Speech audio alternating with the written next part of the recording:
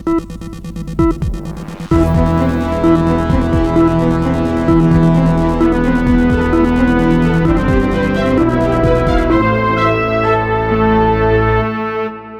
प्रदेश की राजनीति में इन दिनों एक मुलाकात को लेकर जबरदस्त चर्चाएं हो रही हैं। पूर्व सांसद ब्रजभूषण शरण सिंह और भाजपा के वरिष्ठ नेता कलराज मिश्र के बीच दिल्ली में हुई इस भेंट ने सियासी गलियारों में कई तरह के संकेत दे दिए हैं। खुद ब्रजभूषण शरण सिंह ने इस मुलाकात का वीडियो सोशल मीडिया पर साझा किया है, जिसके बाद से अटकलों का दौर काफी तेज हो गया है।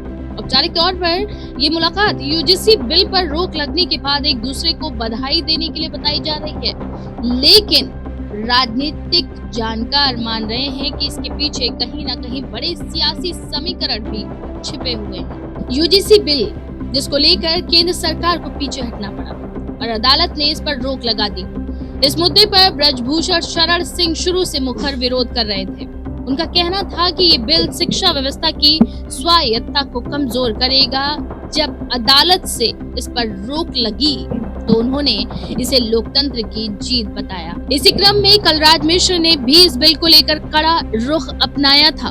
मुलाकात के दौरान ब्रजभूषण ने कलराज मिश्र के बयान की खुलकर तारीफ की और कहा कि अगर समय रहते आवाज नहीं उठाई जाती तो देश का पूरा ताना बाना बिगड़ सकता था। इस मुलाकात का एक और भावनात्मक पहलू भी सामने आया है। जब ब्रजभूषण शरण सिंह ने कलराज मिश्र के पैर छूकर आशीर्वाद लिया, उन्होंने 1989 के दौर को याद करते हुए बताया कि किस तरह कलराज मिश्र उन्हें राजनीति में पहला मौका दिया था। हालांकि वह पहला चुनाव हार गए थे, लेकिन 1991 और 1996 के लोकसभा चुनावों में भाजपा का टिकट उन्हें कलराज मिश्र की इस सिफारिश पर ही मिला था।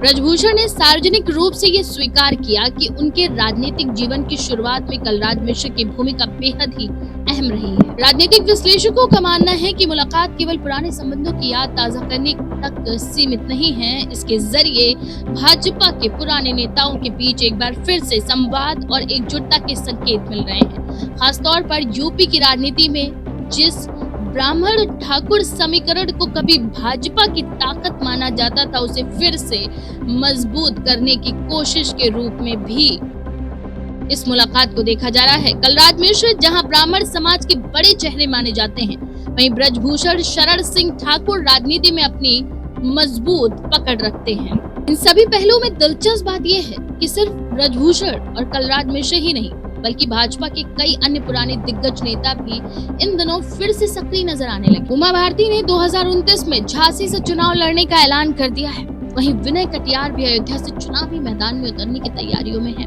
इससे साफ संकेत मिल रहे हैं कि पार्टी का वह पुराना कोर ग्रुप जो कुछ समय से हाशिए पर चला गया था और धीरे धीरे राजनीति से रिटायरमेंट की ओर बढ़ता माना जा रहा था, फिर से संगठित होने की कोशिश में लगा हुआ है। राजनीतिक गलियारों में ये चर्चाएं भी तेज हैं कि आने वाले वर्षों में भाजपा के अंदर नेतृत्व और संगठन को लेकर बड़े बदलाव हो सकते हैं। ऐसे में पुराने नेताओं का एक मंच पर आना किसी बड़े सियासी घटनाक्रम की भूमिका भी हो सकता है। खासकर उत्तर प्रदेश जैसे बड़े राज्य में जहां जातीय समीकरण हमेशा निर्णायक भूमिका निभाते हैं, वहां ब्राह्मण और ठाकुर नेताओं की नजदीकी भाजपा के लिए नए सिरे से राजनीतिक ताकत जुटाने का जरिया बन सकती है। कुछ जानकार ये भी मानते हैं कि यूजीसी बिल के विरोध के बहाने एक साझा मंच तैयार हुआ है, जहां से भविष्य की राजनीतिक रणनीति पर चर्चाएं भी आगे बढ़ सकती है। तो वहीं केंद्र सरकार के फैसलों पर सवाल उठाने वाले नेताओं का एकजुट होना और पार्टी के अंदर आंतरिक असंतोष की ओर भी इशारा कर सकता है। हालांकि इसे खुले तौर पर कोई स्वीकार नहीं कर रहा है। सोशल मीडिया पर भी इस मुलाकात को लेकर तरह तरह की बातें हो चुकी हैं या हो रही हैं।